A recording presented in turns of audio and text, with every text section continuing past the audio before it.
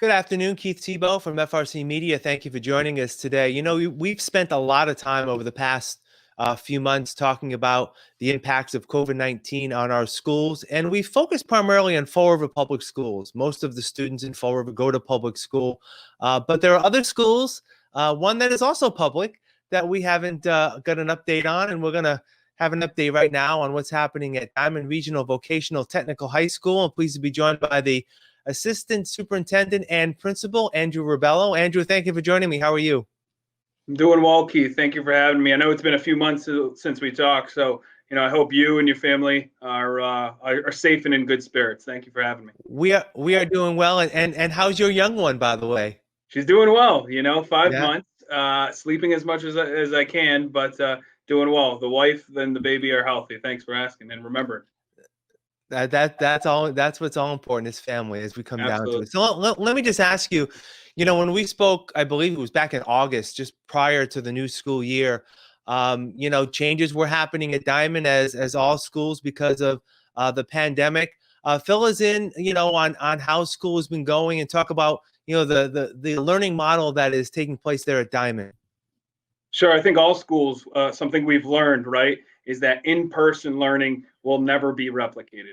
Right? You can't replicate that relationship that teachers build with students and that learning, that true retainment and engagement with in-person learning. However, Diman and our educators and our students have undoubtedly risen to the challenge. We're still on our same posture, our hybrid learning model, where academics is taking place remotely and vocational programs and students are coming in person for that hands-on experience in a hybrid model. We have had more and more students come in on the academic side. Students that are struggling with a remote model have requested or a high need population. So we're doing everything we can, bring back students in a safe manner. But something we learned is that we can't wait to go back to full in person. But our Diman community and our population have really risen to the challenge. But we're not immune to it either. The COVID era of education is certainly not ideal, but the Diman standard of excellence, our teachers have risen to the challenge of creating lessons and utilizing technology for learning, and our students are responding to the call. Our attendance rate is 96, 97% in person and remote. That's right around or even a little better than a normal year. So kids are showing up, teachers are showing up, they're doing everything they can. Doesn't mean it's not tiring at the end of the day. We recognize that, but the Diman standard of excellence, we haven't wavered from it. So let me ask you, what are some of the things you're hearing from maybe some parents and students about some of the challenges that are facing?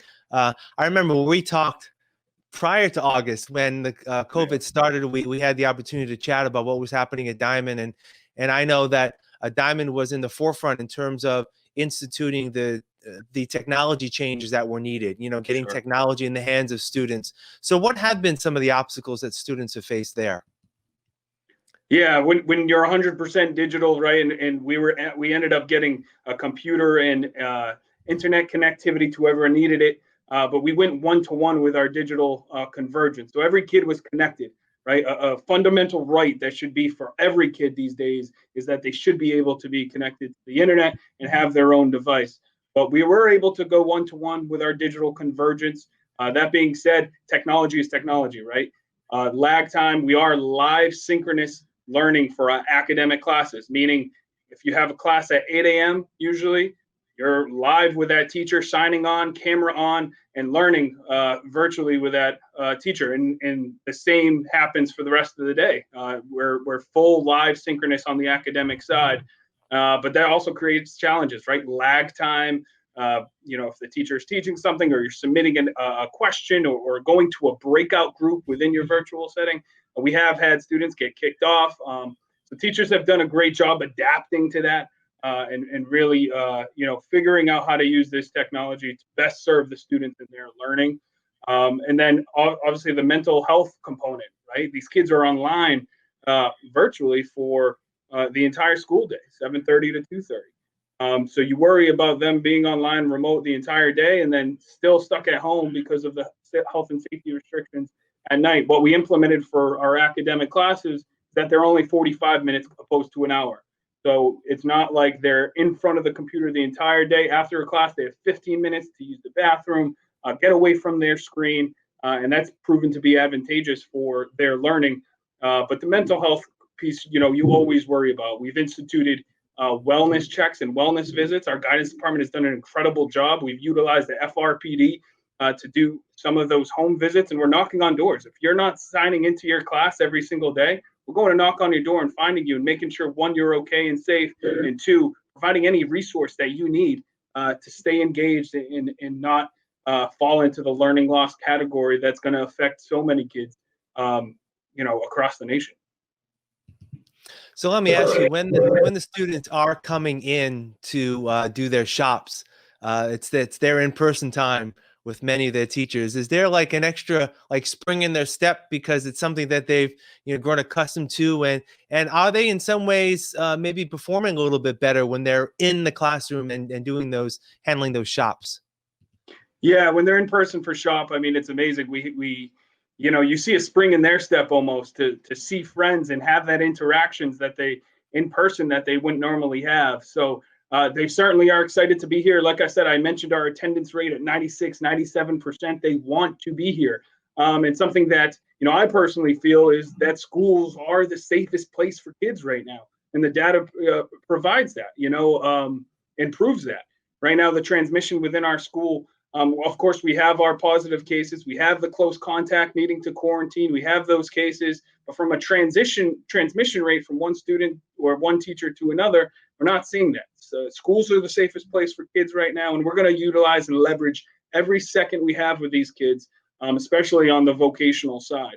But yeah, we do see a spring in their step, and under the mask, they're smiling, and we are too, because at the end of the day, we love our kids, and we're excited to see them.